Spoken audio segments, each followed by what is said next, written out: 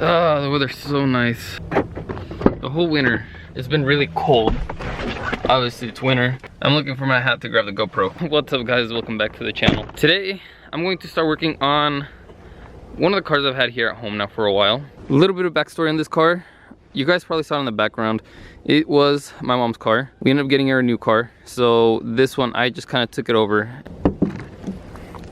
So I believe this is a 2000 or 2001 Audi A4 Quattro. I'm still not exactly sure what is wrong with it. I got into it a while back. It sheared the teeth on the timing belt up front, and it seemed like the cams in the back kind of got stuck. I'm not exactly sure what that would be. I've never really pulled apart one of these 1.8s, so I'm not sure why it's like that. I know it has a chain in the back, timing chain in the back for the exhaust cam, and then it has a belt in the front for the intake cam.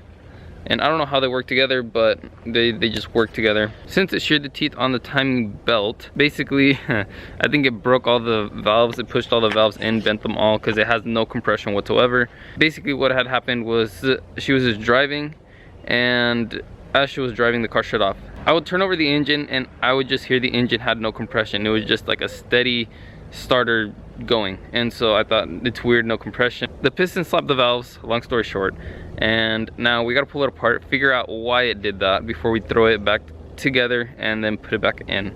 Obviously we need new valves for the head. More than likely, I'm pretty sure it's that. I really doubt that it's rings. Like I said, I had already worked on it before, so I know the front end. I think I just threw together the front clip. I threw some screws on the front clip just so it's on there, so it's not out of the way, the bumper's off, but just the front clip. Like I said, I've never worked on these cars before. It's supposed to be a little simple. I have a friend that's done it. He says it's not too bad, so we'll give it a shot and see how it goes.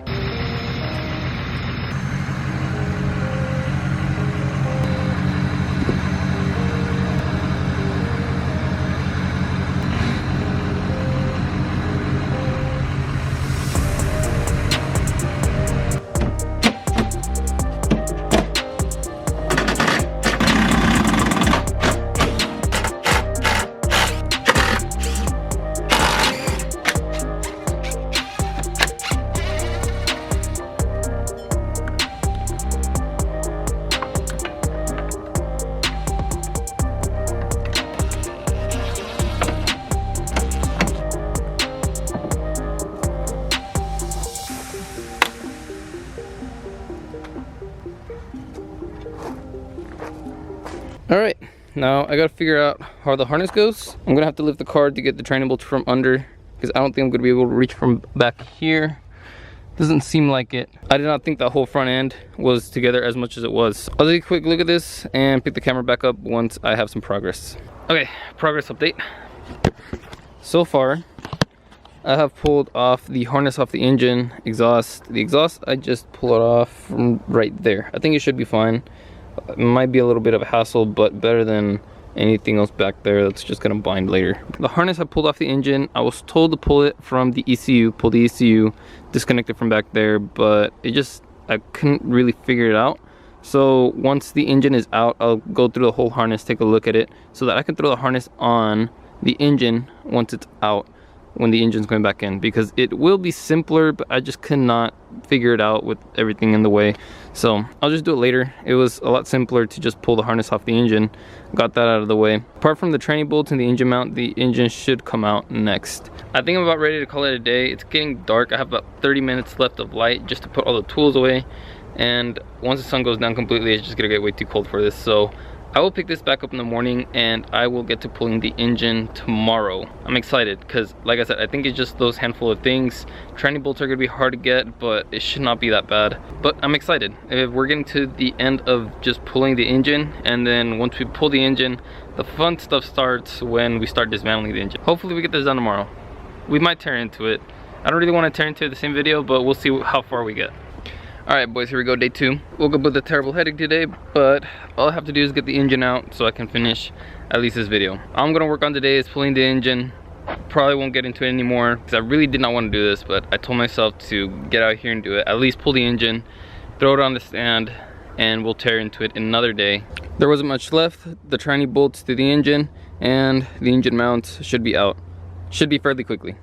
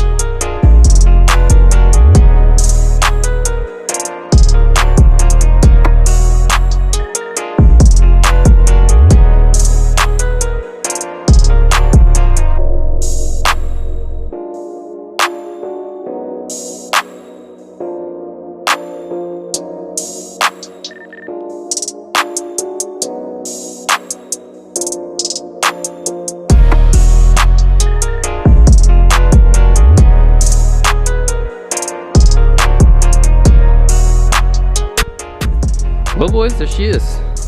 I honestly did not think that I would ever pull the engine out of this car. Stand corrected. Here she is. I thought about getting a short block just because it can hold quite a bit of power. I guess you can make like 300 horsepower with them stock.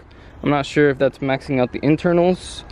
I know that maxes out the turbo, but I know that you can get a tune, injectors, a couple other things. You make like 300, 320, nothing major. The gear ratio on the transmission is really short. So honestly, I think with 300 horsepower in this car, I don't think it's that heavy of a car. I don't think it's that light either, but still, that being the car that it is and the transmission being so short, it probably would pick up fairly quickly. So I am interested in getting into this. I do want to tear into it. For the time being, what do you guys want to see done to this? I don't want to go crazy.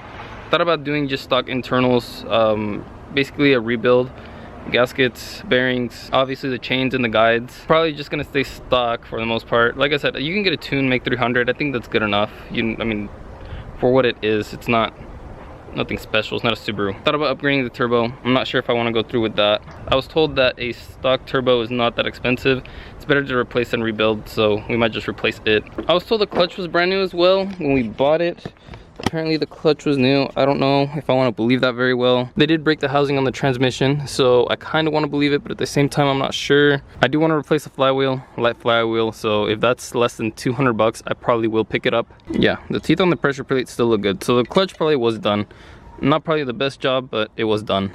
I guess once I tear into it, I'll decide what exactly I'm going to do with it. But right now, I'm going to end the video here, guys. If you guys like the video, go down, hit the like button. Comment down below if you guys have suggested parts you guys want to see, any upgrades that you guys may know that would be suggested to do while it's out. I know sometimes some aftermarket parts are better than the OEM, so if you guys have any ideas, let me know in the comment section below. Hit the subscribe button. Like I said, I have no idea how in depth we're gonna get with this engine, but for the most part, it should be a fun build. So hit the subscribe button. I'll see you guys in the next one.